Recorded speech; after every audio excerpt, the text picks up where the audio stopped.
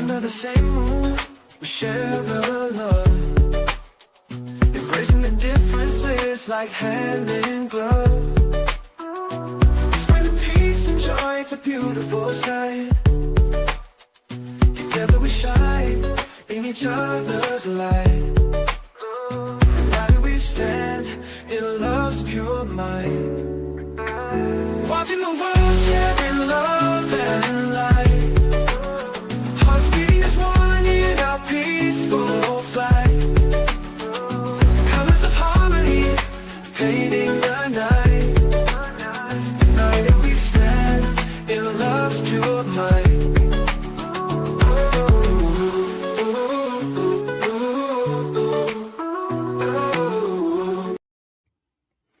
Good afternoon, everyone. Thank you for tuning in to Watching the World. We have so much to cover today. There's so much happening in the world, and everyone wants to know what's next. How can I be prepared? For many individuals, such as myself, that are heavy into the stock market right now, the market is down tremendously. But today is the first day that overall the market is trending back up. Obviously, any little news gives a glimmer of hope, but not knowing how this war is going to turn out, obviously it's going to continue to go down. But that's just the way of the world and how the stock market works. Today we're going to take a look at what's happening at a deeper level. We're going to cover Pete Hegseth. He did a big briefing today from the White House or from the Pentagon in regards to this war. Also, we're going to take a look at gas prices hitting $4. We're now officially approaching the amount that, by the way, Grumpy, when you speak of Disneyland, we're going to talk about that today. One of the senators is taking on heat for going to Disneyland by himself. So thank you, Grumpy, for pushing that out. But at any rate, we're going to look at gas. Gas is fast approaching the amount that it was when Joe Biden left office. What does this mean? How does it affect you on a personal level? Are you feeling the pinch when it comes to gas prices? What about healthcare? We don't hear about these very important topics that affect us here in the United States. Remember, let's do not get it twisted. Here in the United States, we had some big concerns before this war even popped off, right? Healthcare going up. A lot of you have said that your healthcare prices almost doubled at the monthly level, and here we are. We're engaging with the Middle East again. Why is that the case? Is it because of the murmurs that we hear in regards to Israel, that basically we're getting ourselves into hot water? A lot of people feel like the United States would not have been affected because Iran basically wasn't really pushing for the American people. We heard back about the midnight hammer back around the last quarter of last year, how they went in and disabled the nuclear, right? That's what the president came out to say. But remember, we cover everything on this channel, and we cover it pretty well. And I showed you guys how Bibi Netanyahu went and met with the president at Mar-a-Lago. And right after that, what happened? You saw Jared Kushner and Steve Witkoff. Basically, they were meeting with Iran. And the next day, they dropped all of these explosives based on this meeting. A lot of people feel like happened with Bibi going to the White House or to Mar-a-Lago, and on a weekend, by the way, and convincing the president of the United States that we need to go into Iran and eradicate and take this position now. And evidently, there was a strong argument. I mean, obviously, the president of the United States is a smart man in many ways. So I'm pretty sure there's reasons as to why he chose to do this. In fact, it's weird, though, that Bibi Netanyahu came out and says, oh, the president would have never went into Iran because of me. He makes his own decisions, okay? Now, let me explain to you the problem. We're going to get into today these different press conferences. We're going to take a look at the entire speech that Hegseth gave this morning. It's very important that we cover all of this, right? Not just because we're in the stock market, But because we want to preserve our lives, and if you have children, you want to make sure that they're successful too. Now, let's just put all of this to the side for the moment. The big problem is the Epstein files. We had the Epstein files, they were flying high in the friendly skies, and all of this stuff is coming out, and people are pointing fingers saying, hey, the president of the United States is there. Bill Clinton. Remember, I went to his deposition with his wife, Hillary Clinton. They were standing right there in front of me. What a great experience that was, boots on the ground. Okay, so we get all of these people in the Epstein files. So that's why we have these rumors that perhaps we're going into Iran because Israel said you have to do this. And this is to the president of the United States. Listen, you have to go into Iran and do as I say because we have dirt on you. So you see what I mean? You see how all of this starts to get quite cloudy. And throughout of all of this, right? Check this out. I just laid out for you all of the confusion.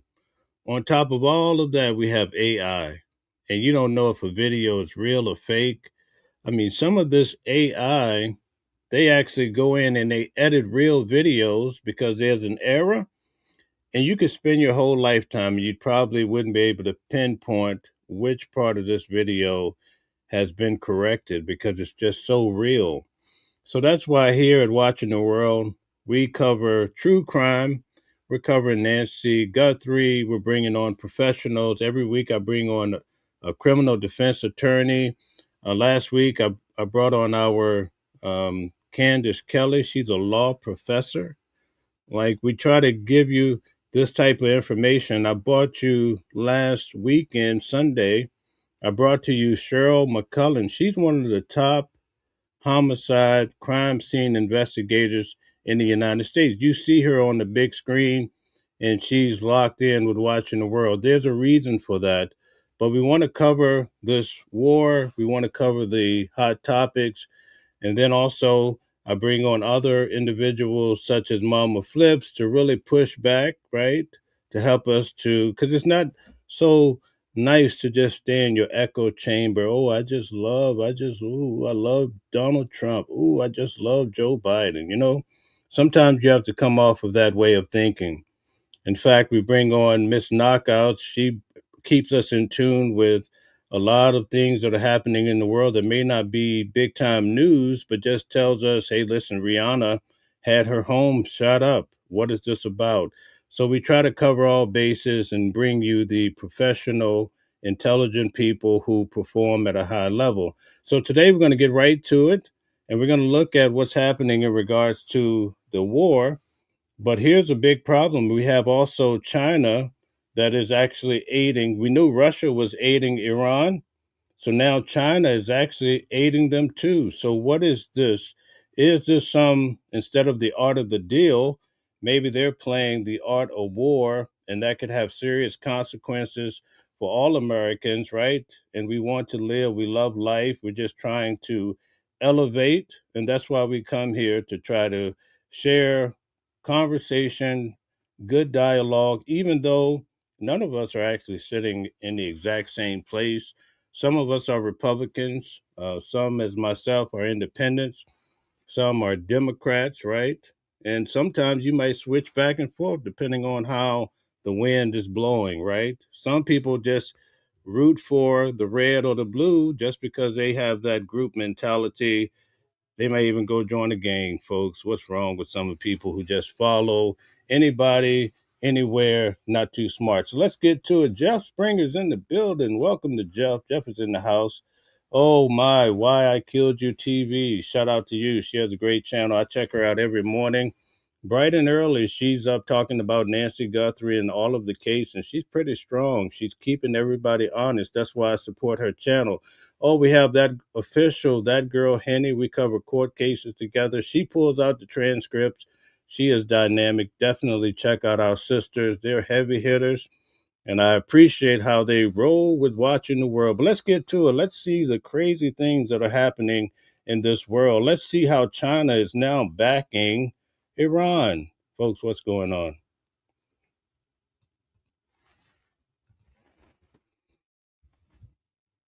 his original trip due to the ongoing conflict in Iran.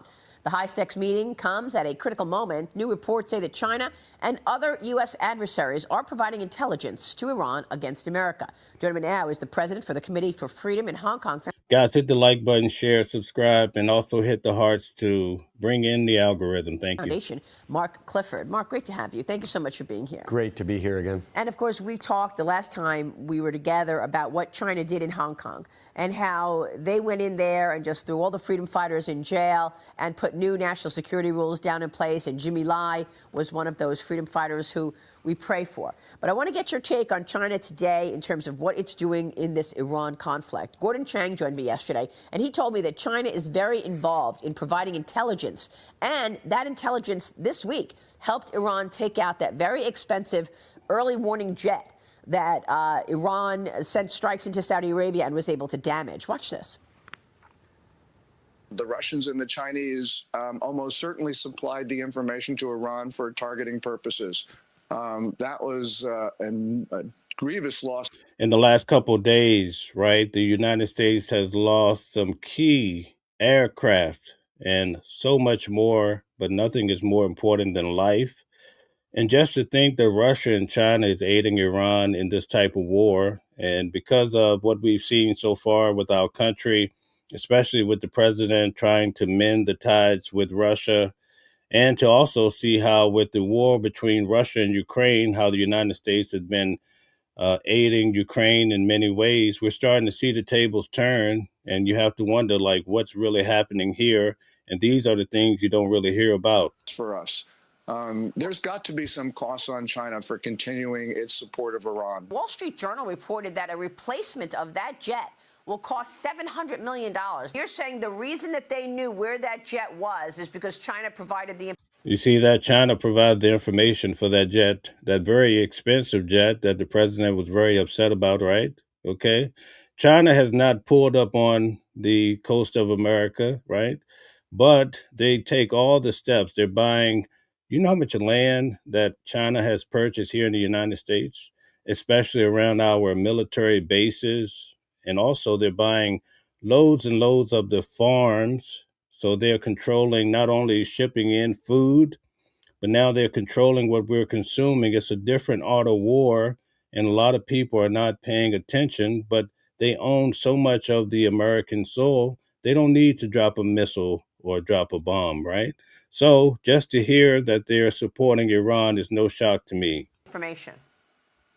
Yes, from even before this war started, you had a private Chinese company, Maser Vision, showing the location of U.S. military assets in the region, along with specific coordinates. China's support for Iran is almost across the board. The only thing they don't do is they don't supply combat troops. But apart from that, China is there, and we need to recognize that. So, you know, Gordon. So recently I was in court for Nicolas Maduro. I'm going to give you another example. When we went into Venezuela, we were having a big debate. Guess who was boots on the ground in Venezuela? You had Russia, and you also had China. It did not stop the United States of America because of all of our high-tech military. They basically went in there. They used some technology that froze people in time, something that many people have never seen before. Some of the boots on the ground individuals said they got so hot, they felt like their heads were going to pop off. Now, all while that's happening, our military was able to go in and take out Nicolas Maduro and his wife, put them in a helicopter, and bring them back out into the United States. They came to Newburgh, New York, and basically they debriefed, whatever they did, and now he's incarcerated, a former president. I was in court with him last week. So who do we have there? We have Russia and China. We have to pay attention to this. Chang was saying President Trump shouldn't even go to Beijing. What are your thoughts on what China has been doing in terms of supporting Iran in this war? Well, China's been supporting Iran for years. It's been using Hong Kong and other places to help smuggle Iranian oil, help Iran get money. Hong Kong has emerged as the major smuggling site for dual-use technology that's going to build Iranian drones that are killing Ukrainians, helping the Russian war machine. So I think we have to be absolutely certain that they're helping out in this conflict as well, while trying to keep their fingerprints off.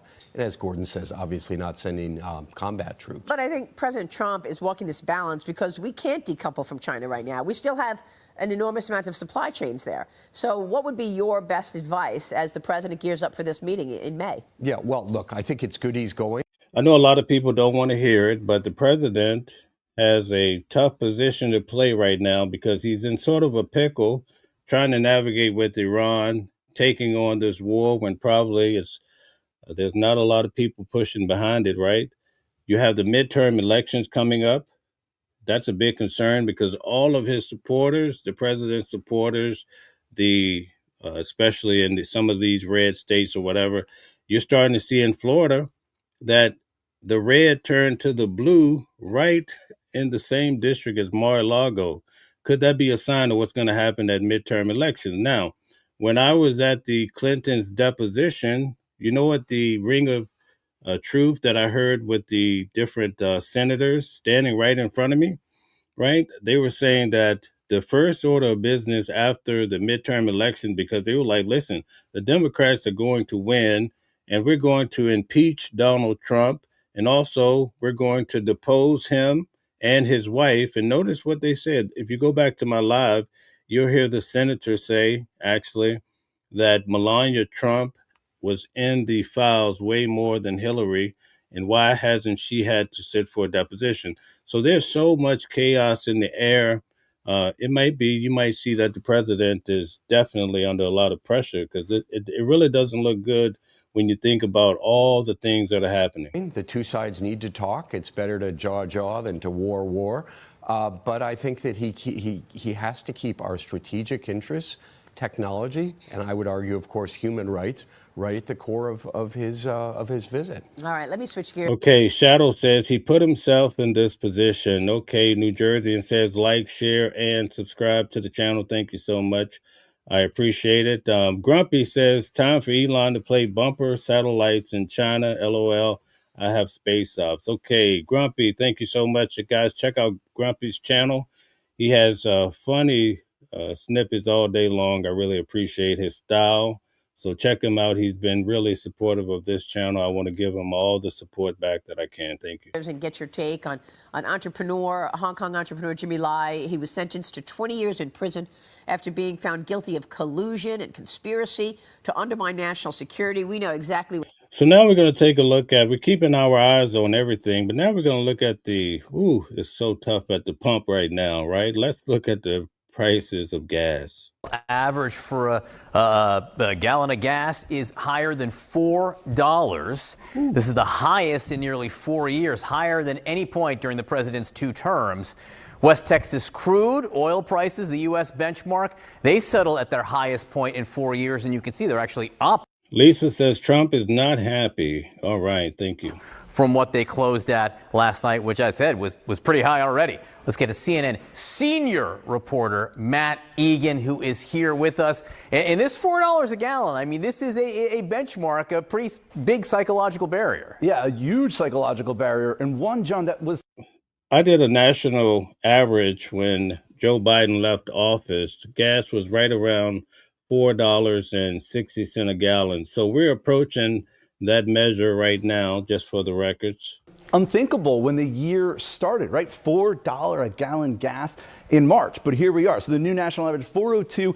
That is well above the $2.98 a gallon before the war started, significantly higher than $3.17 at this point last year. And analysts warn that the national average could approach or even take out the all-time high of $5 a gallon that was set 4 years ago after Russia invaded Ukraine. And look, drivers in some parts of the country, they're already facing significantly higher prices, right? $4.20 a gallon or higher in Illinois, Utah, Arizona, above $5 in Washington State, approaching $6 in California. Now, obviously, this is all about the fact that the war has set up this epic supply. Did you guys hear that? California, $6 a gallon. Anybody here from California? Tell us all about it. Whew, $6 a gallon. Good googly moogly. Disruption, right? Bigger than after Russia invaded Ukraine, bigger than the first Gulf War, the second Gulf War. That's why oil prices have skyrocketed. As you mentioned, U.S. crude topping $100 a barrel, settling above that level for the first time in 4 years yesterday and trading above there today as well. The problem is that the market just cannot function if the Strait of Hormuz remains. Now, I heard it through the grapevine that when Bibi Netanyahu approached Trump about going into Iran, he sold him on the concept that this would be short, brief, surgical. We go in, we do this. Oh, they're going to be begging. They're going to be pleading so much, they're going to change their regime and life is going to go back. And then the markets are going to go back up. Here's the issue. All we see from Iran, right? And we get to hear from them this day and time with technology, right? They're saying, listen, bring it on. We've been warning this for years. And if you bring your troops here, we're going to set them on fire. So that doesn't sound like a temporary event. We hope for that, right? This is what we hope for. But Iran is taking a different approach, and they're also being more offensive. Who would have thought that they would be striking all the neighboring countries just because they have Americans on their soil, right? So this is starting to look a little scary, but each day prices are going up. What does this mean? That's what we're trying to get to the bottom of.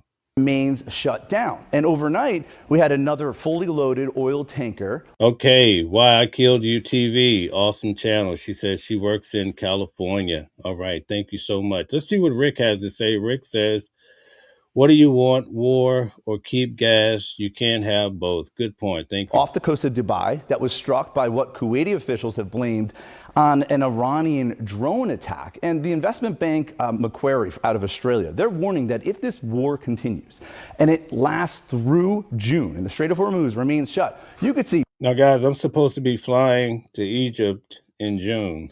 Oh, my God. So I have my trip all planned out and so forth. And it's right where they're bombing, pretty much next door. These are crazy times. Think about all the people that were, couldn't get out of Dubai and different places because this popped off all of a sudden. So we're being affected in so many different ways. I have family members that are one in Germany. These are very scary times. Far higher prices. Oil could hit $200 a barrel. John, that does not equate to $5 a gallon gas or $6, but something like $7 a gallon gas.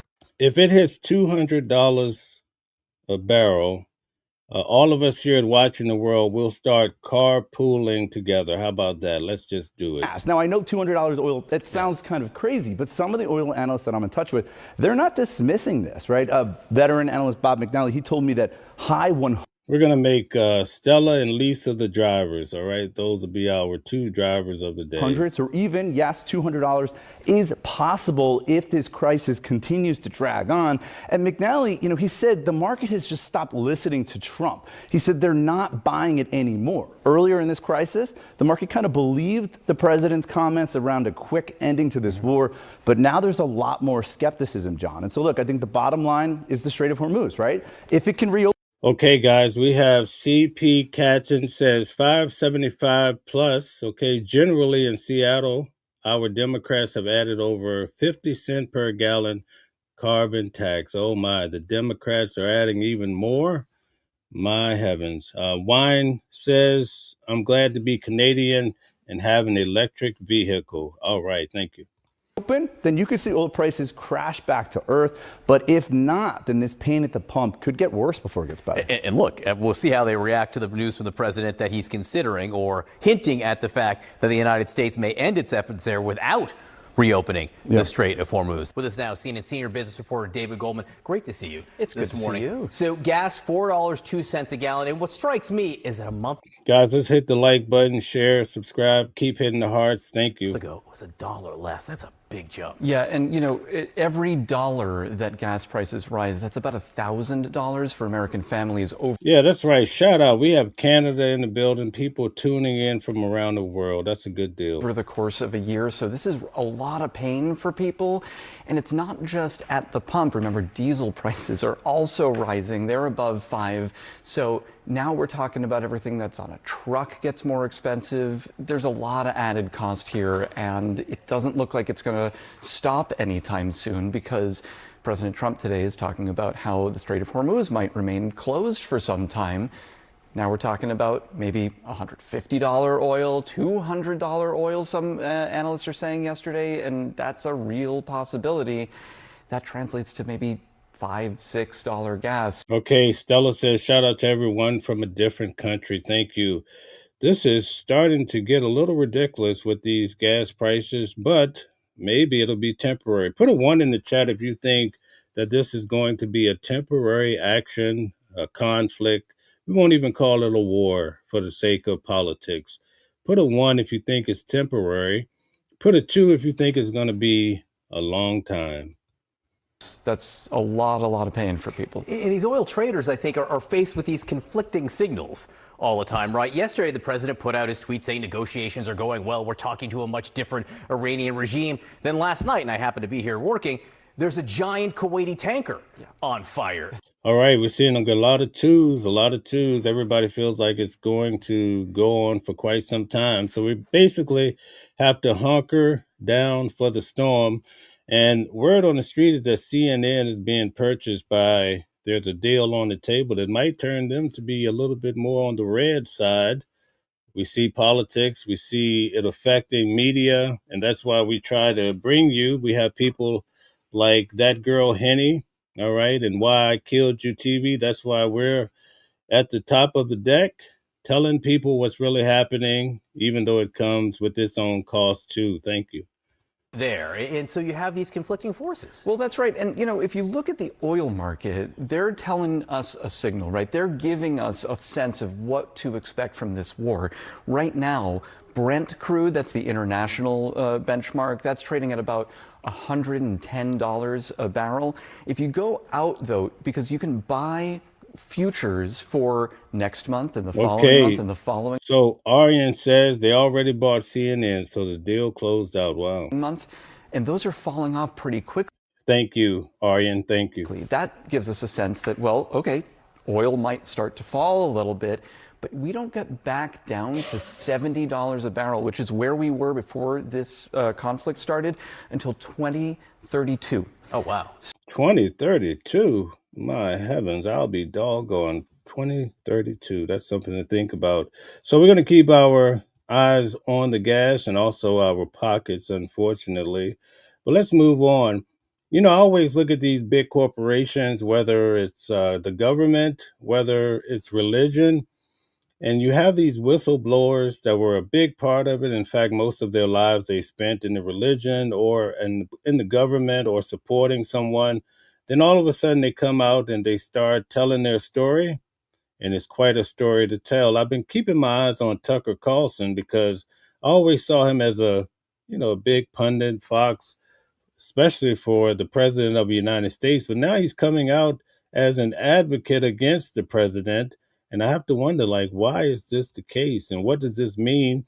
In fact, when it comes to Israel, he's on the horn every day telling everybody to stay away. Let's check out Tucker Carlson. I want you guys to pay attention to what he's saying. I try to cover all different avenues to get a full picture of what's happening in the world, and it's quite troubling what I hear from Tucker Carlson, and it has a ring of truth, believe it or not, although many people try to write it off as just weird banter. Let's check it out. Check it out. Hit the like button, share, subscribe. Was a controversy 6 weeks or so ago around a woman called Carrie Prejean Bowler, who was a member of the president's Religious Liberty Task Force. She was expelled from it, really, from my reading, for two reasons. One, she called attention to the deaths of innocents in Gaza and made the point that their lives were as valuable as anyone else's. And two, now you guys noticed we don't hear anything about Gaza right now, right? We don't even hear anything about Russia and Ukraine, right? These things are still happening, but pay attention to what he's saying. Refused the basic tenets of Zionism, political Zionism, and said that she didn't have to sign up for that as a Christian, and she was expelled for that. And there were a number of religious leaders, Christian leaders, who approved of her expulsion, and in fact, who made it possible. Bob says we are all suffering consequences of the fighting in Iran. Thank you. You weighed in on this. Can you tell us why you did that and what you said? Yeah, thank you, Tucker. Well, really, again. Now, before we get into this, I want you guys to keep in mind what I went over yesterday on Palm Sunday, right? They, meaning Israel, blocked the cardinal who is from the Catholic faith, blocked him from the holy place, right? They blocked him. Keep that in mind. So now this is a big uproar. Now the Catholics are starting to protest about Israel. Okay, but in your Bible, from Genesis to Malachi, that's all Hebrew, devoted for the Israelites, Israel. And most people say that modern day Israel is synonymous with the Bible, the biblical Israel. Okay, we can contest that. But when you have Matthew to Revelation, that's the Greek scriptures, and that's where the Catholics have pretty much dominated, okay? So you have Hebrew Catholics in your Bible. This is what you're reading. Most people don't understand that at a high level, but now you have the Israel blocking the Catholics. Let's pay attention, though. Keep that in mind as you see what's happening with Gaza. I'm a simple guy. And it comes down to basic, simple truth, ultimately. Truth is simple. Yes, it's deep, it's rich, it's hard to fathom, but it's not complicated in the way that our world is so often complicated. As you said, I think Carrie was removed because they didn't like the truth she was speaking. The truth about Gaza, which is verboten by many, the innocents that have devastatingly died there is just horrible. It truly is a Holocaust of our time. But they didn't like that truth, and they didn't like the truth of her pushing back against the agenda that is saying this political Zionism is something that Christians need to embrace. No, it's not. And the Catholic Church is very clear. From everything that I've seen, I had a conversation. So basically, let me break it down for you. He's saying that the Israel nowadays is Zionism. Now, keep in mind, I showed you here on the channel that in New York, right, we had a big protest. The Jews in New York, they came forward and they said this. The video is on the channel. They said, we do not stand with the Israel, that's the state of Israel that we see in the Middle East, okay? This is what the Jews in New York came out and said. You could Google it. And they said, basically, this is more Zionism, and it has nothing to do with Judaism. Judaism is what you get more from Genesis to Malachi that goes along with the biblical theme. Okay, so I'm just trying to help you to understand the backdrop on what this gentleman is saying. And he's saying that they do not stand with what happened to basically people in Gaza just being decimated. With Carrie before I put out my statement, and I had the conversation because I was hearing things, and I just wanted to really, my intention with reaching out to Carrie was just to be a pastor and to offer her some support and some consolation. In the midst of that conversation, she basically challenged me and asked me, Bishop, if what you're saying you really believe, your message, my message to her, if I really believed it, was I willing to publicly speak it? And I told her I would pray about it and I would consider it. But even as I told her that I would pray about it, I knew in my heart that, I was, as we say sometimes, Christians say, I was convicted. I knew that if I was going to be the man I want to be, if I was going to be the Christian that I want to be, I had to speak up and to not attack anyone, but simply. So what he's trying to convey is that the modern Israel is painting the picture that Christians have to embrace Zionism in order to be saved, okay? So this is what he's trying to really break down for you. Say, and what I tried to do in a rather several more words than this, but basically was say, Carrie was removed from that committee because she was speaking truth that the powers that be didn't want to be spoken. And because of that, I felt the need to speak out for her. I don't think Carrie claims to be a sinless, some sort of perfect woman, but she was right in what she was speaking. People can say, very often, and I know you hear this all the time. So I wanted to just show you that Israel is definitely affecting everybody pretty much throughout the world at a personal level, even when it comes down to this particular war. When it comes to religion, Christianity is one of the largest religions in the world. Also Islam, okay? Let's not get it twisted. Okay, also here, because we've gone into Iran, we started to see, I showed you guys, I try to be very systematic. I showed you the prices are going up, and people have to really take this into consideration when it's affecting your pockets, your family, because you might have your budget and you have money earmarked or allocated for certain measures. But now when you have gas and you have food and those prices are rising, well, it cuts into those other bills, or it cuts into your ability to invest and gain more money for yourself or what have you. So all of this is really squeezing us more than you can imagine. So now we're going to go back to this morning. We're going to listen to what Pete Hegseth had to say in regards to the Pentagon. And he breaks down what's happening in regards to this war, because he's the man in charge. He's the man sitting at the top directing this thing, obviously, behind the president of the United States. So it's very important to pay attention to what he has to say. And then we're going to go to Karoline Leavitt and see what she has to say as far as this press conference from the White House. But let's get to it. And guys, hit the like button, share, subscribe. Thank you very much. Again, for years, and in this administration, Iran cannot have a nuclear bomb, and they won't. These troops, they want to finish this fight for their kids and their grandkids. This is about history. This is about legacy. Success matters. So now he's saying it's the troops. The troops want to finish this for their legacy. Pay attention to words. And because of this president and these Americans, we're closer than ever before to winning. President Trump is doing what no other president had the guts to do. Previous presidents were all talk. He's all action. On the battlefield, because of the latitude the president has given us, American firepower is only increasing. Iran's decreasing.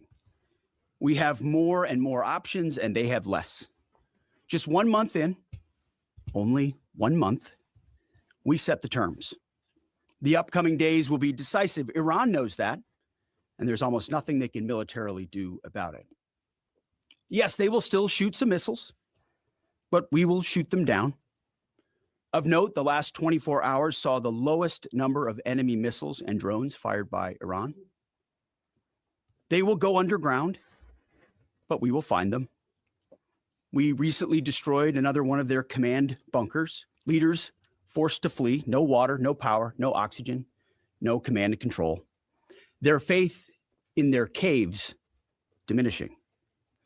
The latest intel is clear out of CENTCOM. Our strikes are damaging the morale of the Iranian military, leading to widespread desertions, key personnel shortages, and causing frustrations amongst senior leaders. Just last night, we had 200 dynamic strikes alone. Dynamic strike is a strike where a pilot leaves, and during their flight, they get a new target set based on real-time intel given to them. A new launcher, a new location, a new troop formation. A dynamic target is one that changes while you're in the air because of improved intelligence. 200 dynamic strikes alone, in addition to the pre-planned targets. The video the president posted last night of Esfahan, an ammo depot struck by U.S. bombers. You see, you don't get to see many of those videos because, as a reminder, Iran has still shut off the internet to 99.9% of its population. But if Iran is wise, they will cut a deal. President Trump doesn't bluff, and he does not back down. You can ask Khomeini about that. The new Iranian regime should know that by now. This new regime, because regime change has occurred, should be wiser than the last. President Trump will make a deal he is willing, and the terms of the deal are known to them. If Iran is not willing, then the United States War Department will continue with even more intensity. Standing here this morning in this briefing room, in my mind's eye, I'm actually looking out at the groups I met this weekend. The pilots, the logisticians, the intel analysts, the targeters, the sustainers, the flight crews, the air defenders, the base security, those maintainers who we walked up at sunset with the chill in the air on the flight line. May God watch over all of them each day and each night. May his almighty and eternal arms of providence stretch over them and protect them and bring them peace. In the name of Jesus Christ. And amen. Mr. Chairman, over to you. Thank you, Mr. Secretary, and good morning, everyone. And thank you again for being here. As operations continue, I remain deeply grateful. Now, what's interesting is that the President of the United States says that last week it came out of his mouth that they were doing certain actions for Jesus Christ, okay? And so it's interesting to have Pete Hegseth mention Jesus Christ here. So we try to note all of these things as we cover this. It's very important. Grateful for the service and determination of 2.8 million members of our joint force, each of whom are serving something greater than themselves. Every day, those deployed, and in many cases, those at home who are deploying forward, and bomber pulses and others put themselves in harm's way, and we owe them a deep debt of gratitude. I remain especially grateful for our fallen who gave the ultimate sacrifice. We'll never forget their valor, and their determination to do something greater than themselves. And each day we continue to earn what they've given to us. This morning, I want to share that yesterday the Joint Force had the honor of participating in the burial of Colonel Clarence Emil Bud Anderson, who passed away in May of 2024 at the ripe old age of 102. He was laid to rest in Arlington Cemetery yesterday morning alongside his wife of 70 years, Eleanor, who he married on February 23rd, 1945. She passed away in 2015 at the age of 92. Bud, yesterday, a legend to our Air Force and fighter pilots everywhere, was honored with a combination flyby of F-35s and a 4-ship of P-51 Mustangs. He was one of the most prolific flying aces of World War II and the highest scoring P-51 ace with 16 and a quarter kills in his squadron and in his group. And he served from 1942 to 1972. And his last combat tour was flying F-104 Thunder Chiefs over North Vietnam. For anyone that had the chance to meet Colonel Anderson, you knew what an incredibly special man he was. And that's true for each and every one of our World War II vets who become fewer and fewer with each passing day. They are the greatest generation and give us the gift of an incredible example as we execute Operation Epic Fury today. And Colonel Anderson, we mourn for your loss and remember that smile on the right side as you went out to do our nation's business. I'd like to now share an operational update. Our Joint Force continues to focus on our military objectives as we systematically continue to degrade and destroy Iran's ability to project power and threaten stability beyond its borders. First, the Joint Force continues to destroy Iran's ballistic missile and UAS capabilities. We remain focused on interdicting and destroying the logistical and supply chains that feed these programs. And this remains a truly joint effort prosecuted around the clock from air, land, sea, space, and cyberspace. Long-range bombers from U.S. Strategic Command are coordinating with tactical fighter aircraft from our joint force launched from bases around the region and the continental United States, while simultaneously Navy fighters from the sea and sailors continue to project power from the sea, while Army and Marine artillery units continue to execute long-range precision fires deep into enemy territory against high-value targets. Meanwhile, on the defense side, our Army and air defenders and aviators, as the Secretary talked about, remain vigilant, forming a shield to protect our forces and our partners, intercepting missiles and drones. Together, we continue to deliver precision strikes against key manufacturing nodes, component storage sites, research facilities deep within Iranian territory. And over the past 30 days, we've struck more than 11,000 targets. Given the increase in air superiority, we've successfully started to conduct the first overland B-52 missions, which allow us, as we've said before, to continue to get on top of the enemy. And as the Secretary talked about, switch toward. So they've hit over 11,000 targets, and Iran still controls the Strait of Hormuz. That's something to think about. More and more dynamic targets servicing mobile targets around the battle space. We've continued to do the work against Iran's missile, drone, and naval production facilities, and we continue the multi-domain pressure that we've talked about. Second, on the Navy front, we continue to assert dominance over the Iranian Navy. We remain focused on targeting their mine laying capability, their naval assets, and we've now, as I mentioned briefly last time, started to work attack helicopters and other close air support assets into the naval domain. CENTCOM continues to identify and work against naval depots and storage areas. And we've taken out, again, more than 150 ships, including all Jamaran-class frigates inside their Navy. Third, we continue to prosecute our campaign against our defense industrial base at scale. This includes factories, warehouses, nuclear weapons. So I want to mention to you guys, when this action started, the Strait of Hormuz was open. And so now the target is to work to have this strait opened up. So it's almost like a weird phenomenon that you don't hear a lot of people talking about.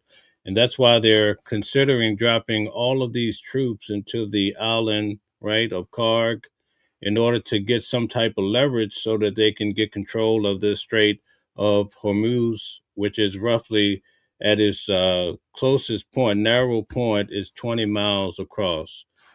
These are some tough situations that the American military troops are in. And keep in mind, this pretty much came from Israel.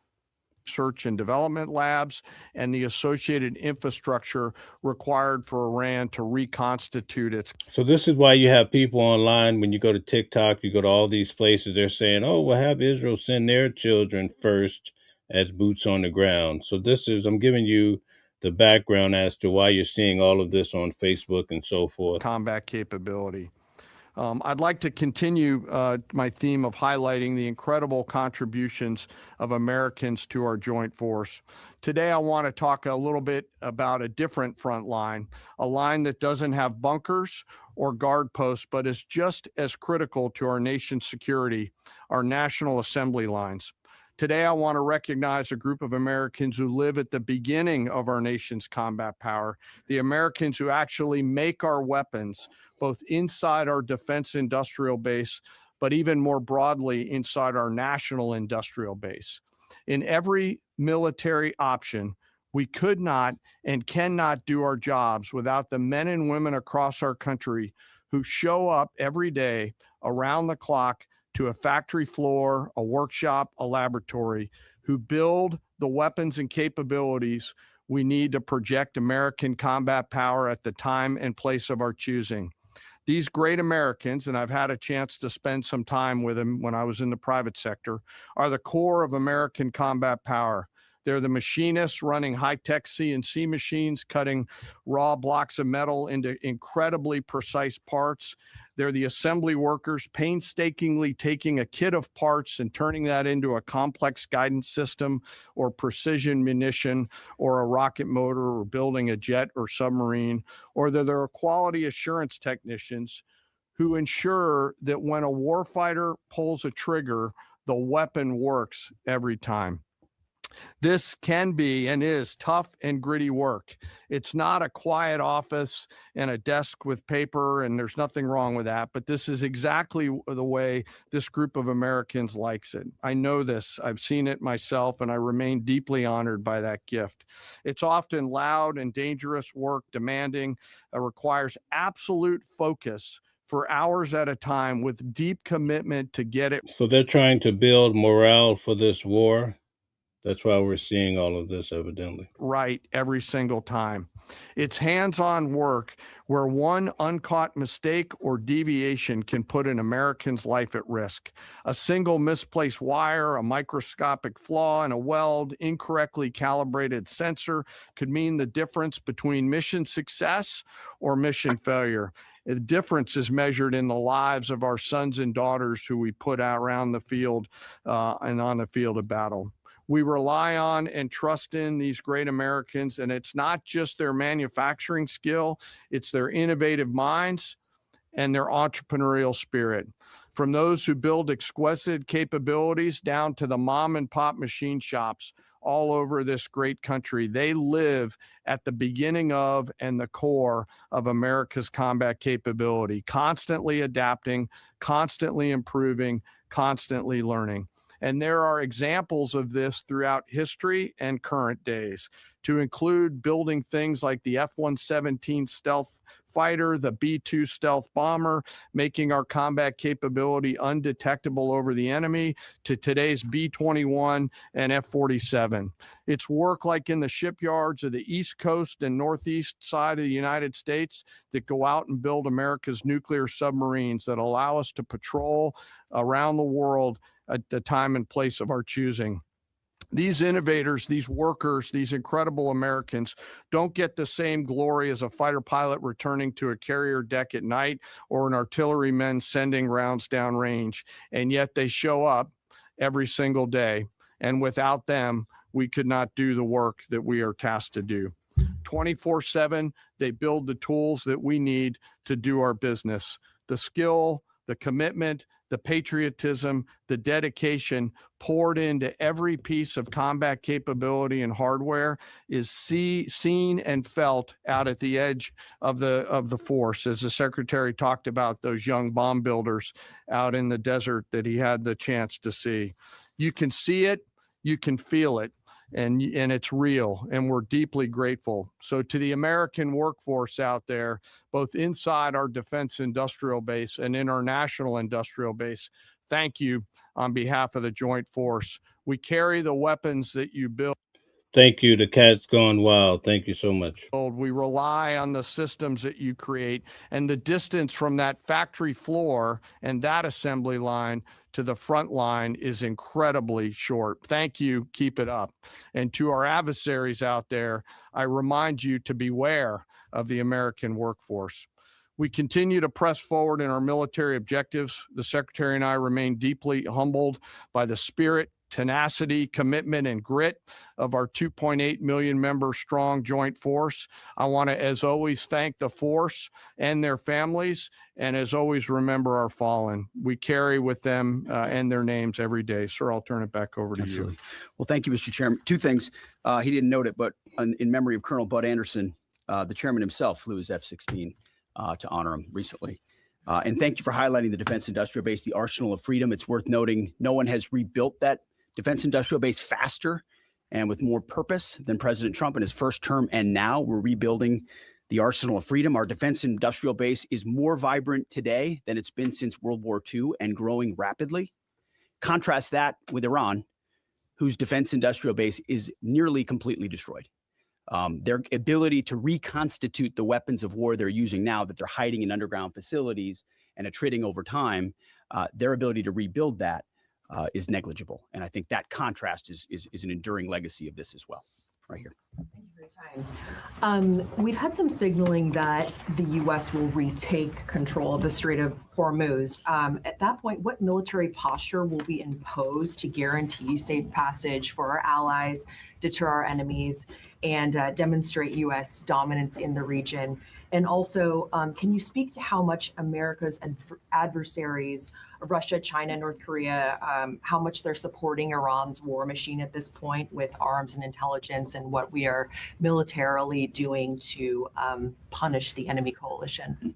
Appreciate both questions. On the Strait of Hormuz, there are many more vessels flowing through today than there were, as the president has arranged. The president's been clear to Iran, open it for business, or we have options, and we certainly do. And when you look at what the chairman laid out with the Navy industrial base, with coastal cruise missiles, with UAVs, with counter mine capabilities, we've been focused from the beginning on attriting and defeating those capabilities and limiting their options. There's lots we're doing as well, some of which is known, some of which is not known, to set the conditions. And I think the president was clear this morning in his truth that there are countries around the world who ought to be prepared to step up on this critical waterway as well. It's not just the United States Navy.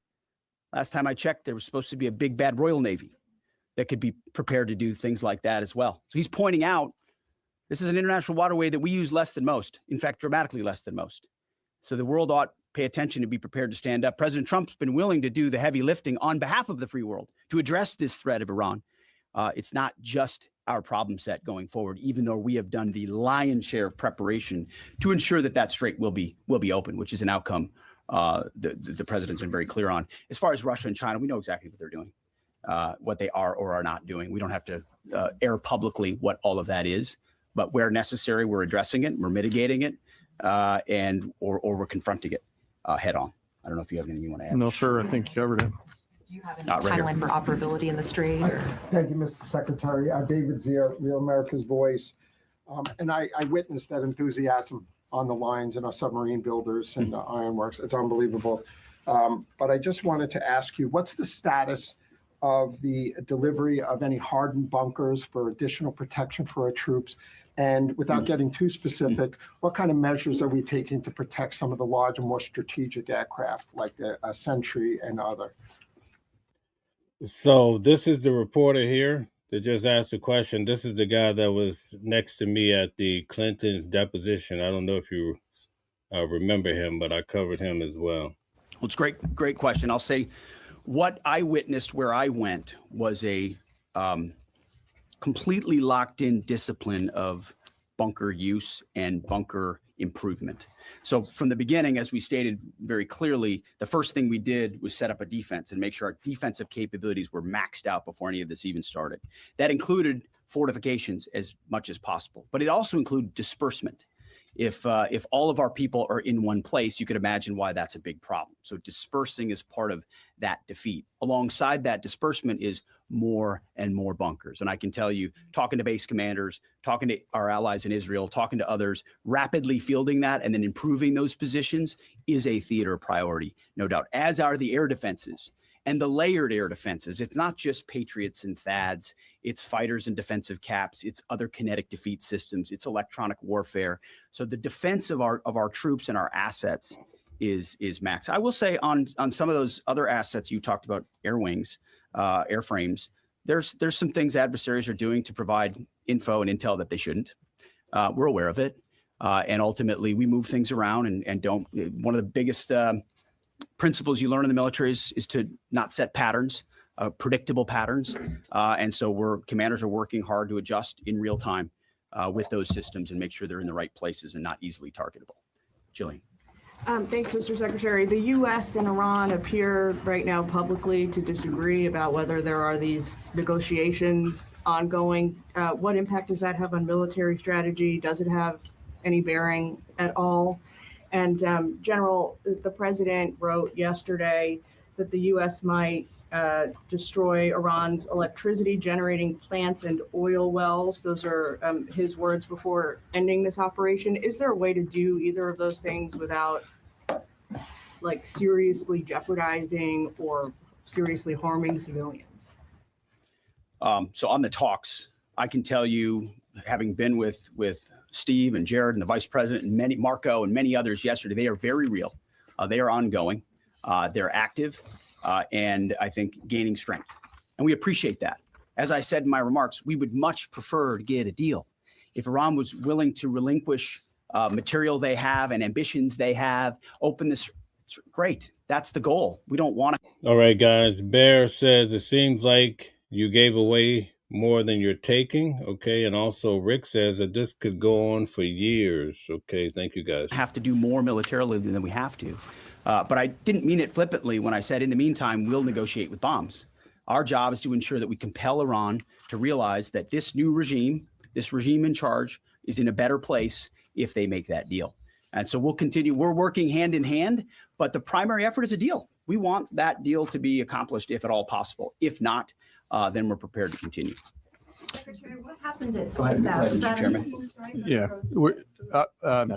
Thanks for the question. We're always thinking about those considerations and develop options to be able to mitigate those risks pursuant to the normal practices that we do in the military. So, Thank you, Mr. Secretary. I know you slightly addressed this already, but just on the Strait of Hormuz, is opening the strait an essential objective to Operation Epic Fury, or is that the job of those other countries? And then secondly, without asking you to comment on things that you can't talk about, what is your message to Americans who love the president and strongly believe in him, but are very worried about this notion of boots on the ground? Well, first on the Strait of Hormuz, our core objectives from this podium, from day one, from me, from the chairman, from the president, from the vice president, from Secretary Rubio and others have been clear. Defense missile production and missile programs, so their entire missile program, defense industrial base and production ability to build, and Navy and power projection. So those have been, and then of course, wrapping it all is Iran's never going to have a nuclear weapon. So Guys, like, share, subscribe to the channel. Thank you very much. And hit the hearts and so forth. Thanks. those have been very clear. Defeating the Navy is a core part of ensuring they can't project that kind of power. But ultimately, I think the president's truth this morning lays that out very well, that this Strait of Hormuz issue, which we've set the conditions for success, and we will make sure Iran knows that very clearly, is not just a United States of America problem set. We've been willing to lead. President Trump's led the entire time, but it's not just us. So ultimately, I think other countries should pay attention when the president speaks. He's proven that when he speaks, he means something. And he's pointing out, you might want to start learning how to fight for yourself. It's something some of us have been saying for quite some time. You can't just have flags. You have to have formations. You can't just have a few ships. You have enough to affect change. Those things matter in a dangerous world with ascendant adversaries. That's why the chairman's talking about our industrial base. Good afternoon, Brittany. Welcome in. That's why we're launching the Arsenal of Freedom tour to revive our defense industrial base. President Trump doing it in a way that nobody else has. As far as President Trump and boots on the ground, I don't understand why the base, which they have already, they understand, wouldn't have faith in his ability to execute on this. Look at his track record of pursuing peace through strength, America first outcomes. And what he's simply saying, and it's exactly true, and I've said from this podium too, we're not going to foreclose any option. You can't fight and win a war if you tell your adversary what you are willing to do or what you are not willing to do, to include boots on the ground. Our adversary right now thinks there are 15 different ways we could come at them with boots on the ground. And guess what? There are. So if we needed to, we could execute those options on behalf of the President of the United States and this department. Or maybe we don't have to. You know, it's so amazing. We get to hear these briefings, and believe me, I enjoy the briefings. I definitely support our country. I live in America, so it's America first, definitely. But they give these press conferences and they talk about all the ways of war as though Iran is not watching these videos. So are they really telling us the truth? Because if you are, then Iran knows your game plan, right? So I just find it intriguing how this works at that level. To use them at all. Maybe negotiations work, or maybe there's a different approach. But the point is to be unpredictable in that. Certainly not let anybody know what you're willing to do or not do. But if anybody has internalized the lessons of Iraq and Afghanistan, as the first one, President Trump, to call them out for what they are, he's not going to repeat those lessons. And I think I've been very clear about that from the podium. Yes. Thank you, Secretary Hegseth. A question for you and then a question for General Kane. You said we're a month into the Operation Epic Fury. How long until the objectives are achieved? And is there a scenario where a deal is struck before the objectives have been achieved?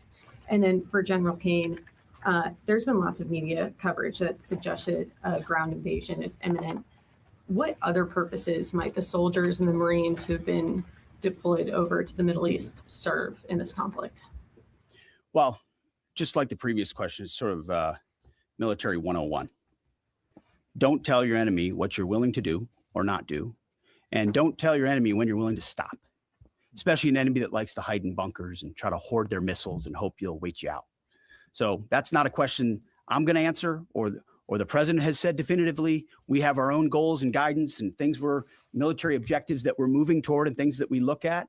And as he's articulated, he's said 4 to 6 weeks, 6 to 8 weeks, 3. It could be any particular number, but we would never reveal precisely what it is, because our goal is to finish those objectives. And we're well on our way. And the chairman and I look at this every single day. Okay, guys, I want to thank you for the comments. JCat, a strong supporter of the channel, says, mark my word, when the whole Iran thing is over, we'll be at the same position we were at before this war. But we will have thousands of Americans lost, but Trump will spin it as a win. Thank you, JCat. Thank you. It will be the president's determination, and the president's determination alone, when those objectives are complete and when it serves the interest of the American people, to cut that deal, to make sure that Iran doesn't have a nuclear capability, and ultimately that our objectives, our interests are advanced. I don't know if you want to add anything. No, just to answer your question, Reagan, the range of military options that those forces can offer are extensive, not just limited to what you mentioned in terms of forces on the ground. And I wouldn't want to take away the president's decision space, but there are a multitude of things, not the least of which is Iran should note that they're out there and that they are a pressure point. And so they should carefully consider, I think, at the diplomatic level, not my job as a chairman, but at the diplomatic level, to consider what's in front of them. Okay, Mr. Secretary, the U.S. government, I see, assessed for many years that Iran is protecting al-Qaeda senior leaders, including the current Emir Saif al-Idil.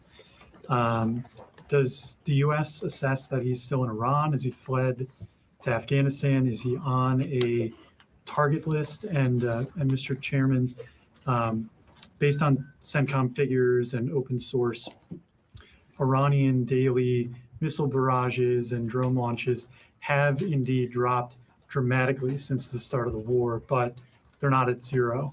So I want to give you guys some inside information just from being boots on the ground with a lot of these reporters and familiar faces. Whenever you see them reading out of the phone, it's because the question is actually coming from corporate instead of your own ideas. That's how the big media works. Just to give you some insight, you just can't say what you want to say. Everything pretty much has to be approved and also go through the legal department. And they seem to have maintained some level of low but stable numbers. Perhaps they've dropped a little bit more in recent days. How do we get that close? So he read the question that from his phone like this, right? More than likely that's coming from corporate, like the big name. Now he's trying to articulate what he just read. You follow? I don't know for sure, but I'm giving you an idea. Closer to zero, and what impact is Iran's degraded but still very real capability impacting current and future operations? So I won't speak to a particular target. I'll just say that al-Qaeda remains our enemy, obviously. And there are a lot of people on our target list in Iran. And if they were to be harboring al-Qaeda, they would certainly fit that list. Just quickly, the mobile targets that they have that we continue to service, as the secretary talked about, the 200 hits that were done last night. That's one component of continuing to lower that. The second and more long-term impact that we're having is the strikes against their defense industrial base at scale, which will not allow them to reload after that. So we do continue to see a trend down. They are still shooting, and we do continue to exert significant pressure against both sides of that system. Mr. Secretary, thank you for the question. Do you still believe, you said previously that the Iranian leadership would surrender? Do you still believe that? And is the United States still committed to NATO's collective defense? And to Chairman King, could you give us a sense of your thinking about the legality of striking desalinization plants if the president were to order that? I will just say that any mission that ends on our terms you want to call it a surrender, call it a defeat, call it what you want. We remain committed to a conflict that ends on our terms and the president's terms. There's no doubt about that. And as far as NATO is concerned, that's a decision that'll be left to the president. But I'll just say a lot has been laid bare. A lot has been shown to the world about what our allies would be willing to do for the United States of America when we undertake an effort of this scope on behalf of the free world. These are missiles that don't even range the United States of America. They range allies and others. And yet when we ask for additional assistance or simple access basing and overflight, we get questions or roadblocks or hesitations. And the president's pointing out, you don't have much of an alliance. You guys catch what he just said, right? So we're not in the range of these missiles, right? But that's what we were told initially. You know, this is to prevent us from getting hit. But now he's saying the individuals like Europe that are in the range of being struck, they don't want to support America. This is something to think about. They don't want, yet the threat is closer to them. You just have to ask yourself why. That's all. I just say keep imploring critical thinking.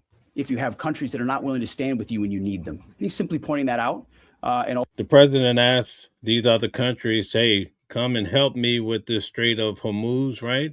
It's affecting the global economy at a grand scale. And guess how many of them actually showed up?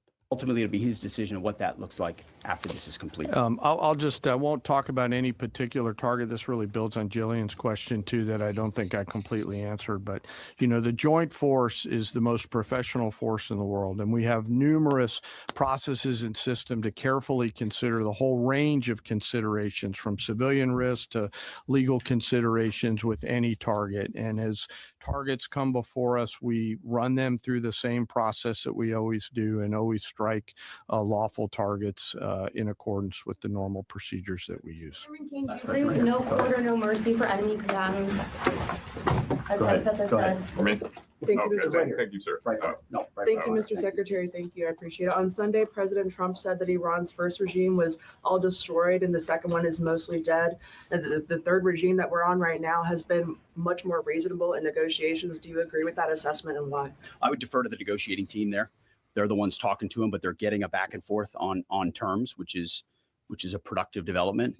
We stand right there next to our negotiating team, always willing and prepared to put them in an even better position. Okay, guys, Lisa is out shopping right now. Lisa, tell us about prices. Are prices up? Are they down? Or are they the same as the last time you were shopping? Thank you very much. I appreciate it. Thank you. Thank you. All right, so what do you guys think in regards to this? Do you know anything more than what we had seen before in regards to this war? See so many different comments coming in. I appreciate all of the support. But now we're going to take a look at the press conference with Karoline Leavitt and see what's happening in regards to a lot of the questions that you probably have on a day-to-day, just trying to figure out what's happening in regards to this war. Let's check it out. Could you hear our amen in there? We just said a little loud prayer as a team. In this Holy Week, President Trump and the First Lady are joining in prayer with Christians celebrating the resurrection of our Lord and Savior, Jesus Christ. Okay, so there you have it again, more Jesus Christ. So it looks like this administration is very spiritual and followers of Christ Jesus, right? Wednesday, the president will host an Easter lunch in the East Room with faith leaders across the country to celebrate Holy Week. With respect to the ongoing major combat operations in Iran, Operation Epic Fury is moving ahead successfully and according to plan. With each passing day, the United States military is increasing its... So everybody is celebrating Holy Week, but we saw last Sunday that Israel blocked the Catholics, the cardinals, from worshiping at the holy place. Advantage over the terrorist Iranian regime. More than 11,000 enemy targets have been struck to date, each strike further crippling the regime's offensive and defensive capabilities and creating more leverage for the United States and our allies. Compared to the start of the operation, Iran's ballistic missile and drone attacks are down by roughly 90%. The United States is also decimating the Iranian regime's navy. We have destroyed more than 150 of their naval vessels so far, including 92% of their largest vessels. The Iranian Navy has no vessels operating in major regional waterways and no ability to project naval power, which is why they've been assessed as combat ineffective. Our military continues to obliterate Iran's defense industrial base, with nearly 70% of their missile, drone, and naval production facilities and shipyards damaged or destroyed thus far, significantly reducing their ability to pose future threats in the region. U.S. and Israeli joint forces control the skies and have asserted air dominance over Iran, completing more than 11,000 successful combat flights thus far. The trend remains clear. The United States is conducting more intense, targeted strikes with devastating combat power with each passing day to destroy the threat posed by the Iranian terrorist regime, as President Trump sought out to do a month ago. It's no surprise that we are seeing the remaining elements of the regime become increasingly eager to end the destruction and come to the negotiating table while they still can. Despite all of So I just want to point out, and again, I don't give you guys a spin on it. I just put out the facts that we hear in the news. A lot of people, they come in, they haven't even followed the channel for more than 5 minutes, and then they try to put the channel in a box and says, oh, you're a Trump supporter. Oh, you are a Democrat, whatever, right? These people are nuts, right, sometimes. But let's get back to the main point, is that the Catholic Pope had come forward and said, listen, if you are pushing war, if you participate in war, then God will not hear your prayers. So I hear a conflict when I hear so much coming from the government about Jesus, but yet the Pope is saying, listen, your prayers are inhibited. God does not even want to hear from you because you are not about peace, you're about war. How do you interpret that? How do you rationalize that within your own thinking, in your own heart? Tell us in the comments, how do you make sense of this? It seems like a contradiction sometimes. the public posturing you hear from the regime and false reporting, talks are continuing and going well. What is said publicly is, of course, much different than what's being communicated to us privately. As a result, President Trump issued a 10-day pause to postpone planned strikes on Iranian power plants and energy infrastructure.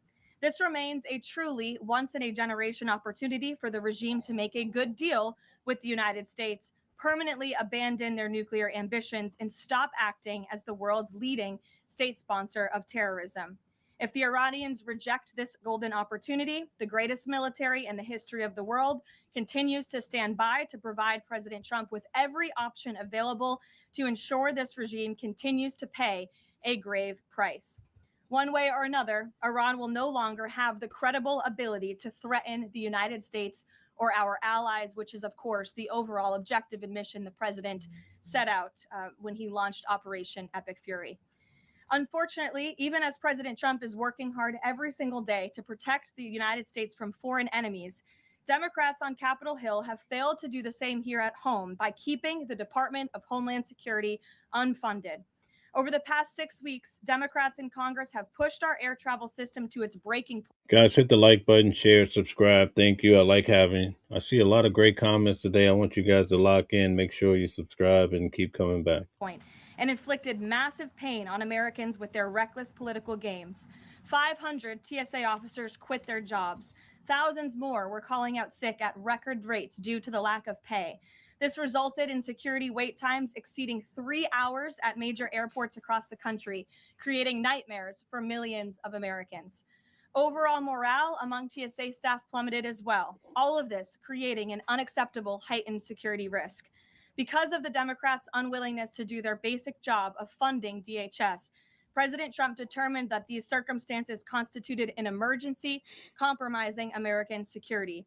That's why last week he accordingly signed a presidential memorandum directing the Secretary of Homeland Security to work with the Director of the Office of Management and Budget here at the White House to use those funds with a reasonable and logical nexus to TSA operations to provide TSA employees with the compensation and benefits that would have accrued to them but for the Democrat-led DHS shutdown. This bold and necessary action by President Trump will ensure our TSA workers receive their hard-earned paychecks. It should not have come to this point, But President Trump will always do what's right by the American people, and he found a way to do that, to get TSA paid. Ensuring that these federal workers who perform critical public safety responsibilities. A lot of these TSA workers make between maybe 35 to maybe 45,000 a year. And within the last year, they've had 2 government shutdowns, and one went for over 30 some days or more.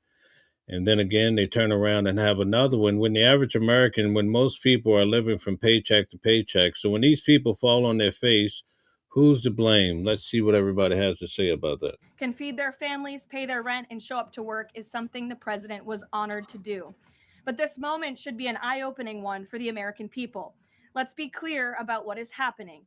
Democrat members of Congress are more than happy to put your safety at risk because they oppose the president's administration and his administration's efforts to enforce our nation's immigration law. Democrats refuse to fund ICE because they want millions and millions of illegal aliens to pour into the country just like they were under the Biden administration. They want murderers and rapists and thugs to remain in your communities rather than be removed by ICE and Border Patrol agents.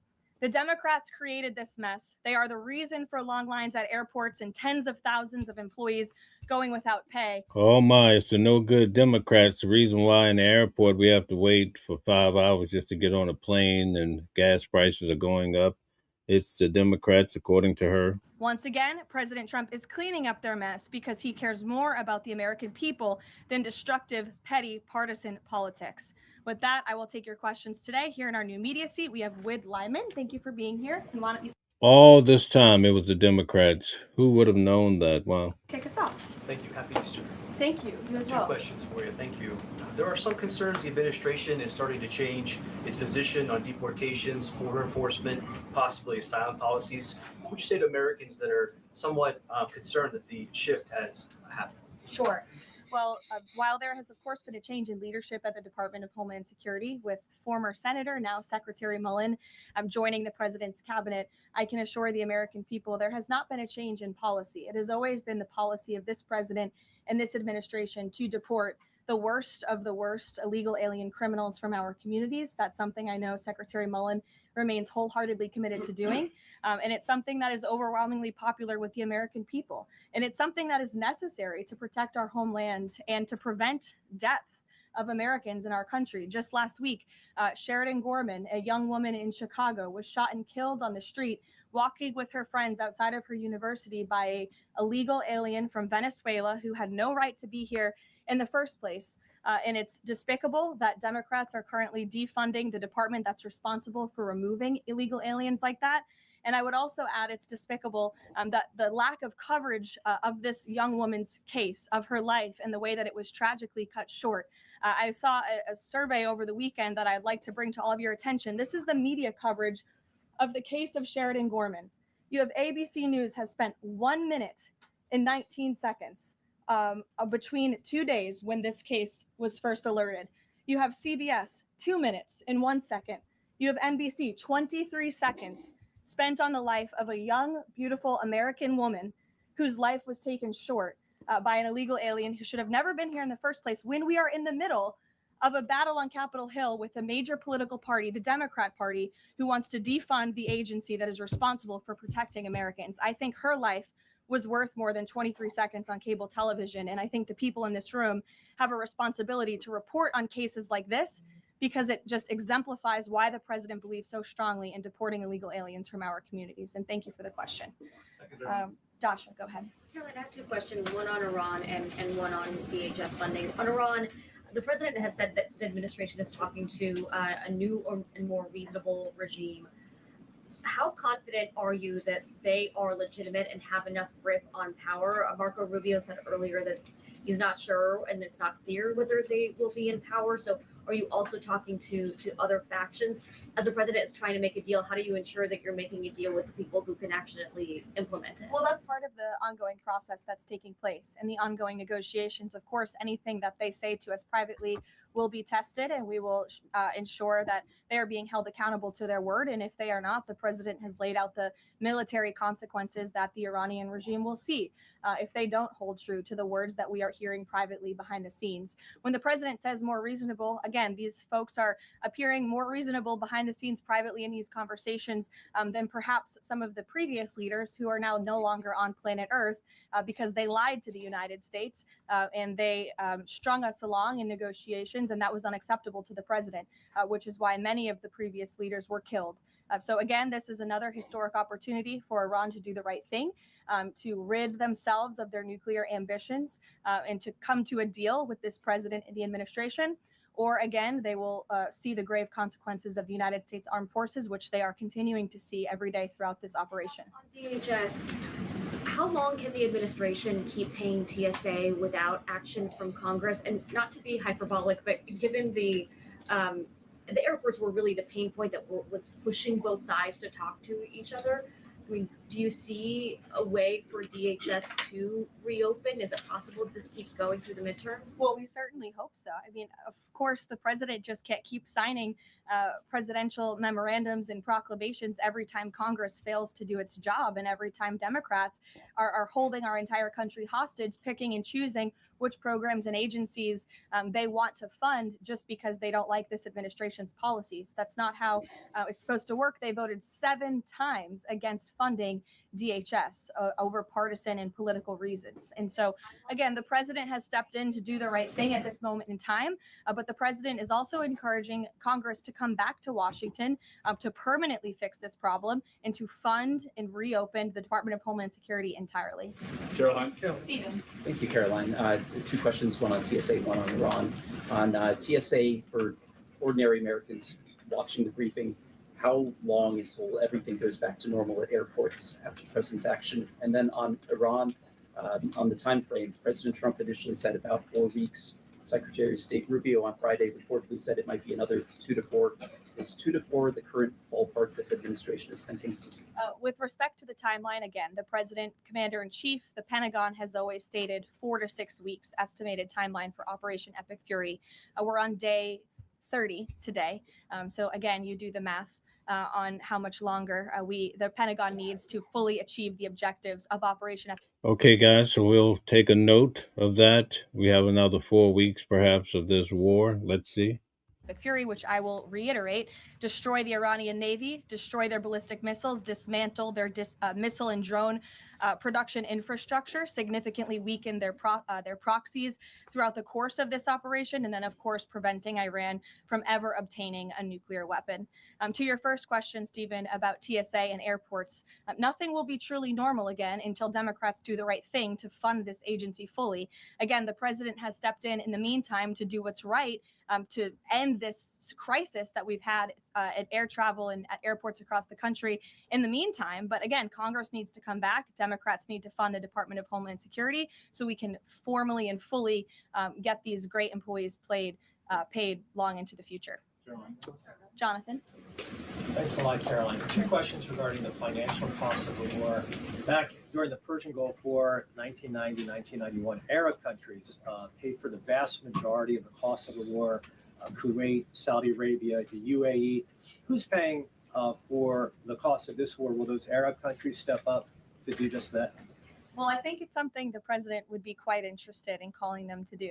I won't get ahead of him on that, but certainly it's an idea that I know that he has and something that I think you'll hear more from him on. And then secondly, the cost of diesel is averaging at $5.38 a gallon right now. What's the message from the Trump administration to truck drivers who are dealing with those high fuel costs right now? Again, we understand, we hear you, we see you. We are fully tracking this short-term fluctuation in oil and in diesel prices. And that's why the president and the administration have continually announced robust actions to provide stability in the global energy market. As you know, political risk insurance, one of those actions, allowing countries to purchase sanctioned oil just to increase the supply. In the meantime, we've worked to release 400 billion barrels of oil and refined products as well. We issued the 60-day Jones Act waiver. All of this has, with the goal of increasing supply to create stabilization in the market in the meantime. But the overall message, as we've repeatedly stated, is, again, these are short-term actions and short-term price fluctuations for the long-term benefit of ending the threat that Iran poses to the United States of America, our troops, and our allies in the region, and ensuring that this regime can no longer control the world's free flow of energy through the Strait of Hormuz, which is something the administration continues to tackle day by day as well. Jennifer. Just two questions. Which Jennifer? I'll go to both of them. Go ahead. So two questions. One on China and one on Iran. On China, ahead of the president's trip to Beijing, will there be a working level meeting with Secretary Bessent, Jameson Greer, et cetera? And when will that be? I do expect cabinet officials to travel to China ahead of time. I don't have a readout on their schedules for you, but this is something we typically do with international travel, as you know. So I'll talk to the Treasury Department and the cabinet myself, and we'll get you that answer. But we do expect them to move ahead of time. Okay, and thank you. And on Iran, if Iran is kind of cherry picking what tankers get to go through the strait now and contemplating big tolls on those tankers, is that consistent, or how is that consistent really with the president's message about really wanting the strait to be fully open? Does the administration support a regime or system where Iran is effectively charging tolls on these vessels to access? That's not something we support, and I would reject that they are cherry picking. In fact, as you know, these tankers that are moving through, the 10 that were previously announced, and now the new 20, the announcement of 20 additional tankers, which we expect to see over the coming days, are a result of the direct and indirect talks that are taking place between the United States and Iran. So you wouldn't have seen those tankers if not for the president's diplomacy and his team engaging on this matter, which we expect that compliance moving forward. And it's, again, something that we're working on very closely. Sure. And behind me, in the back right there, you put up your hand very excitingly. Go ahead. Hannah from News Nation. Thank you. Thanks for taking my question. I have two for you real quick. There are reports that Republicans are weighing cuts to healthcare in order to make way for that $200 billion for the Pentagon and Operation Epic Fury. Is that a trade-off that President Trump supports? I've seen these reports. I haven't spoken to the president about it, nor have I heard this being discussed in any high-level meetings here at the White House. I don't want to weigh in definitively because I just haven't heard that being discussed here in the West Wing. And then secondly, I know President Trump says we're ahead of schedule in achieving his military objectives in Iran. He laid out that 4 to 6 week timetable for this conflict, and we're now within week 5. So how do you square kind of those two? Well, 4 to 6 weeks estimated timeline. Again, you just said we're on day 30 of the operation. I just provided you with some of the updates from the Pentagon directly in achieving the objectives, and the military has been enormously successful. I think we should all be very proud of our armed forces for what they have done over the past 30 days. The mission will continue until the objectives are achieved, and that 4 to 6 week timeline does remain right now. I don't have any updates for you on that. Yeah, like others, one on TSA, one on Iran. On Iran, I know it's tough to engage in hypotheticals, but I feel like this is one that you could engage in. If the president does Probably seek, not. if the president does seek, or the United States seeks a ground war, does he intend to get congressional authorization of that march? Look, the president has been asked about boots on the ground or alleged ground operations various times. He's obviously declined to rule them out. It's the Pentagon's job to provide maximum optionality to the president. It does not mean he's made a decision, nor would he ever notify the media of such decision as not to tip off our enemy. With respect to abiding by Congress and the rule of law, that's something the administration will, of course, always do. And it's something that we have great respect for Congress. The president does with military operations. In fact, prior to the launch of Operation Epic Fury, as you know, the administration gave a courtesy notice to Congress in the Gang of Eight, and top-level administration officials and cabinet secretaries have gone to Congress multiple times over the past 30 days to provide those courtesy briefings to Congress when requested. TSA quickly, I've been asked by multiple Trump supporters that have said, given the fact that the president on that Friday gave that memorandum informing DHS to pay TSA workers, I know there's a lot of negotiations involved in a shutdown of this size. Why did the president not sooner issue that payment to TSA workers? Well, it's because of the Democrats voting 7 times against reopening the Department of Homeland Security that we came to a place So, again, it was because of the Democrats. of an existential crisis. I mean, you saw the lines at various major airports across the country, American travelers really paying the price for Democrats' partisan games. And so the president worked with his legal team here at the White House and the Office of Management and Budget to find a solution to take care of the emergency that we were seeing in air travel across the country. And it's because of the president that TSA agents are being paid. But again, he's calling on Congress to do the right thing, to come back to Washington and to fund and reopen the Department of Homeland Security fully. Sure. Hi, Lindsay Ellis from the Wall Street Journal. I'm trying to square the 4 objectives laid out by the administration with the goal of reopening fully the Strait of Hormuz. Would President Trump declare victory and wind down military operations if the 4 objectives are met, but still passage remains quite slow through the strait? Look, as I've said repeatedly and as the president has laid out, the objectives of Operation Epic Fury are as follows. Guys, we're at war and we're trying to fund the DHS. Isn't that crazy? I mean, who comes up with this? Destroying the Iranian Navy, destroying their ballistic missiles, dismantling their defense industrial infrastructure that produces those weapons that have long threatened the United States and our allies, and then, of course, preventing Iran from ever obtaining a nuclear weapon. The full reopening of the strait is something the administration is working towards, but the core objectives of the operation have been clearly defined for the American people by the commander-in-chief. The president posted this morning about his threat that on leaving Iran, he said we might be blowing up and completely obliterating all of their electric generating plants, oil wells, Hard Island, and possibly all desalinization plants. Under international law, striking civilian infrastructure like that is generally prohibited. Why is the president threatening what would amount to potentially a war crime with the U.S. military? And how do you square that with the administration repeatedly saying that the U.S. does not target civilians? Look, the president has made it quite clear to the Iranian regime at this moment in time, as evidenced by the statement that you just read, that their best move is to make a deal, or else the United States Armed Forces has capabilities beyond thetheir wildest imagination, and the president is not afraid to use them. That's not what I said, Garrett.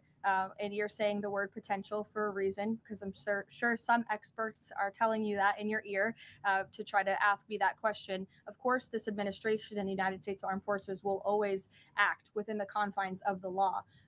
But with respect to achieving the full objectives of Operation Epic Fury, President Trump is going to move forward unabated, and he expects the Iranian regime to make a deal with the administration. To that end, which of those objectives would destroying a desalinization plant most help? Haley, go ahead. Thanks, Caroline. I want to follow up on Iran.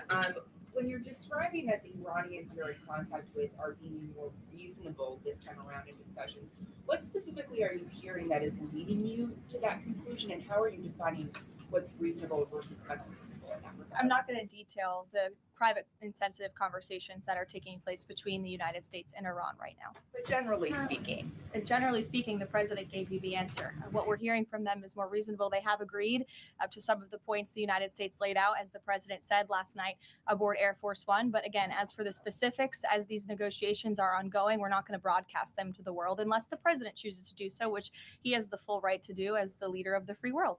On Cuba, the president threatened to tariff any country that would send oil to Cuba, but now the U.S. is letting this Russian tanker to Cuba. Is this a policy change, or is he willing to let more tankers into Cuba now?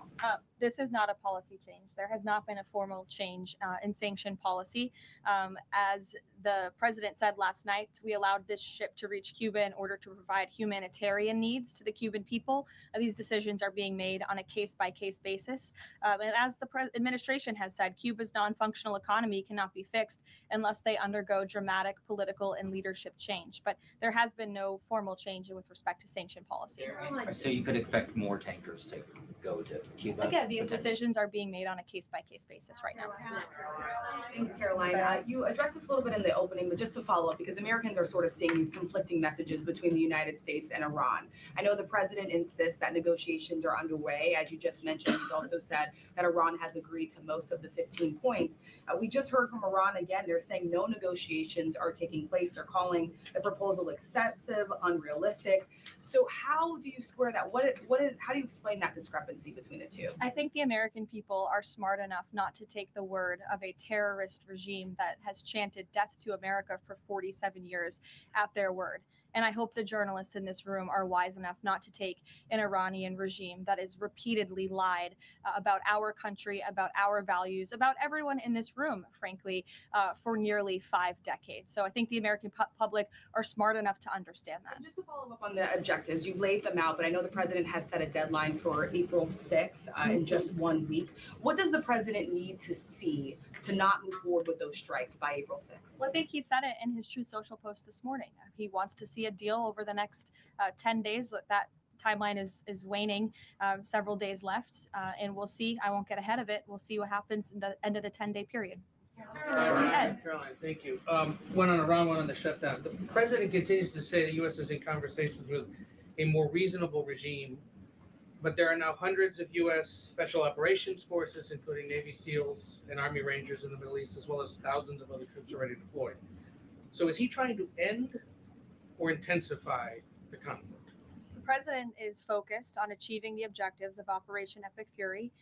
With respect to forces that are on the ground in the Middle East, it's the job of the Pentagon to create maximum optionality for the commander-in-chief. It does not mean the president has made any additional decisions. Again, he remains focused on ensuring that the Pentagon continues to achieve the objectives of the operation that was launched 30 days ago, and we're well on our way to doing that. So if an American sit at home hearing him say, I want to talk, but I keep seeing them send troops to that region, what are they to make of what's going on? There's 2 tracks here. The president has always said that diplomacy is his number one option and priority. Again, So I want to hear what you guys have to say about this. He's basically asking the president of the United States, Donald J. Trump, is saying, listen, we're in peace talks with a certain regime there. But at the same time, he's sending in all of these ground troops, these troops into the region, into Iran. So he's asking, is this a contradiction? What's happening? What do you guys think is actually happening in regards to that? he tried earnestly, in good faith, to engage in diplomacy with the Iranian regime prior to this operation being launched in the first place. He wanted to strike a deal, and he sent his top negotiators to do so. They spent extensive amount of time and effort trying to strike a deal, and unfortunately, the previous regime, again, many of those leaders no longer with us here on Earth because they faced the consequences of the United States military. So if there's ever a chance for a deal, again, the president is open to listening, but it does not deter him from focusing on the military objectives that he set out 30 days ago and that our military is continuing to achieve day by day. On the shutdown, he signed the national emergency order last Thursday, making sure TSA officers will be paid. There's still other civilian DHS employees, however, who are not being paid. Yes. He signed something similar to ensure they also get. Yes, indeed. Grumpy, working on getting into the White House as we speak. Thank you. Look, the president will always look into ways that we can make sure that the American people are being taken care of and doing what's right by the American people. But again, it's ridiculous that the president even has to go to the length of working with the legal team and the Office of Management and Budget to identify these funds. It is the job of Congress to fund these agencies. And Democrats in Congress have voted 7 times against funding the Department of Homeland Security. Congress should come back and they should get it done. The president, again, made the decision to prevent this existential crisis we were seeing at our nation's airports across the country that was only going to get worse. And that's why he wants Congress to do his job. Thank you, Caroline. Since you mentioned, I'll go to you as well. Since you mentioned Easter and prayers, I wanted to ask you about something the Pope said yesterday. So Pope Leo said yesterday, and I quote him, "God does not listen to the prayer of those who wage war." Can you comment on that? I think Okay, so she just asked her about what I had told you guys previously. The Pope said God does not listen to the prayers of those that wage war. So let's see what Caroline has to say. our nation was a nation founded 250 years ago almost on Judeo-Christian values. And we've seen presidents, we've seen the leaders of the Department of War, and we've seen our troops go to prayer during the most turbulent times in our nation's history. And I don't think there's anything wrong with our military leaders or with the president calling on the American people to pray for our service members and those who are serving our country overseas. In fact, I think it's a very noble thing to do. And if you talk to many service members, they will tell you they appreciate the prayers and support from the commander-in-chief and from his cabinet.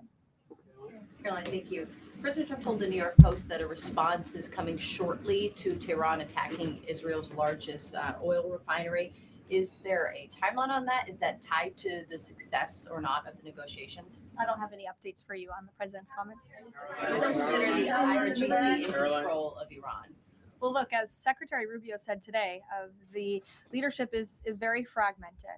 We have really neutered their intercommunication systems, and that's part of this process of diplomacy to continue figuring out exactly who's in charge. I know they appointed a new Ayatollah, haven't seen or heard much from him. And so that's part of this diplomatic process that's underway right now. I'll take a few more. Dolan. Thank you. You listed the described humanitarian reasons for allowing that oil tanker to reach Cuba. Just to clarify, why was the administration okay with Russia sending that oil to Cuba and not other nations? Look, again, this was a decision. It'll continue to be made on a case-by-case basis for humanitarian reasons or otherwise, but there's been no firm change in our sanctions policy. President Sheinbaum of Mexico also said that Mexico is exploring different ways to restart some of those shipments to Cuba. Is the administration okay with that at this time? Again, there's been no change in our sanction policy. We still reserve the right to seize vessels if it's legally applicable that are headed towards Cuba and that violate the United States sanction policy. But of course, the president and the administration also reserve the right to waive those seizures on a case-by-case basis. And to clarify, just any more Russian oil tankers going to be allowed to reach Cuba at this time? Again, I know you say case by case, but for the case of Russia, is it pretty much green light right now? No, that's not what I said. It's a case-by-case basis. Sure, Jeff, go ahead. Switching topics, the president has always attended CPAC. He did not this year. Why did he not attend, and does he believe CPAC is becoming less relevant? No, I don't think he believes that at all. In fact, he loves CPAC and has a very good relationship with the great people who run it, Mercedes and Matt Schlapp. It was just simply for scheduling purposes this year, with it being in Texas. It was best for the president's schedule and what he has on his plate right now not to go. Michael. Thank you, Caroline. If and when Michael. a deal is finalized with Iran, how does the U.S. provide protection to who it's negotiating with to ensure that they can carry out the president's peace plan? Again, that's something I'm sure our national security team is discussing. I don't have anything for you on that today. On the ballroom, can you tell us more about this massive military complex underneath the president's new ballroom? I cannot tell you more about that, actually, as a matter of fact. However, the military is making some upgrades to their facilities here at the White House, and I'm not privy to provide any more details on that at this time. Go ahead. Reagan. Thanks, Caroline. Question on the Middle East and then a question on Antifa. Netanyahu said Sunday that Cardinal Pizzaballa will be able to hold services for Palm Sunday in the Church of Holy Sepulchre after he was initially blocked by Israeli police. Did anyone from the administration or the president call over to Israeli officials to assist the cardinal in this? Yes, I did speak with Secretary Rubio this morning, and we did express our concerns with Israel with respect to these holy sites being shut down. We want worshipers to be able to access these holy sites. Of course, safety is a top priority, but we understand Israel is working on those security measures to reopen the sites throughout Holy Week, and that's something that we're appreciative of. Antifa. In Texas, 9 people have been convicted by a federal jury on domestic terrorist charges connected to Antifa. The White House has previously indicated that you guys are investigating Antifa, who's funding them, who's leading them.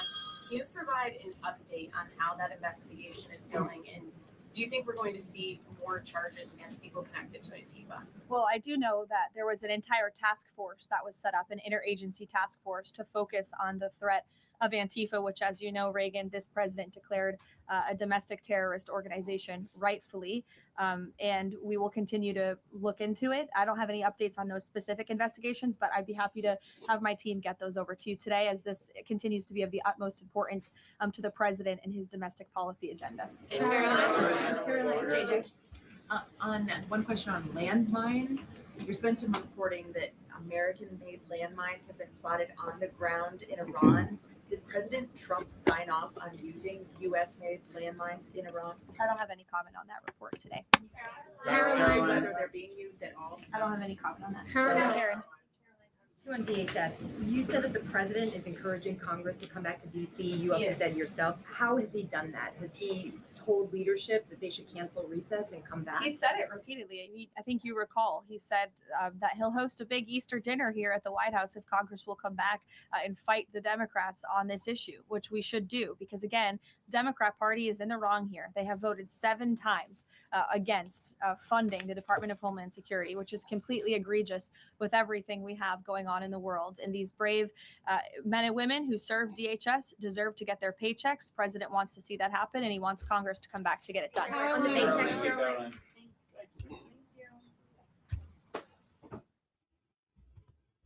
Okay, thank you guys for tuning in today. We covered a lot of ground. We look forward to seeing you guys back tomorrow at noon for News at Noon, Eastern Standard Time. Thank you for all the comments. We had an overwhelming amount of comments. We had thousands of comments today. It's so amazing. I see a lot of new names. Make sure you subscribe to the channel before you leave, and also turn on your notifications so you know that when we go live and you can tune in and we can continue to hear from you in regards to these very important matters. I hope you guys have a good rest of your day, and we'll keep you on deck for any new developments when it comes to gas prices, to the war, or anything else significant worth tuning in for. Thank you so much. We have some videos coming out, some good reaction videos. Make sure you check out the shorts and also the long form videos that has great information when it comes to true crime. Thank you to all the moderators who help us to stay afloat and keeping the comments and everything else in order. We thank you so much. Have a great day. We'll be back tomorrow at noon. Thank you. Different voices, but the same song. Building a world where we all belong. Kindness leading the way, breaking the chains. In the symphony of love, the theme remains. Embracing diversity, brighter days in sight. Watching the world sharing love and light. Hearts beating as one in our peaceful flight. Colors of harmony, painting the night. United we stand in love's pure might.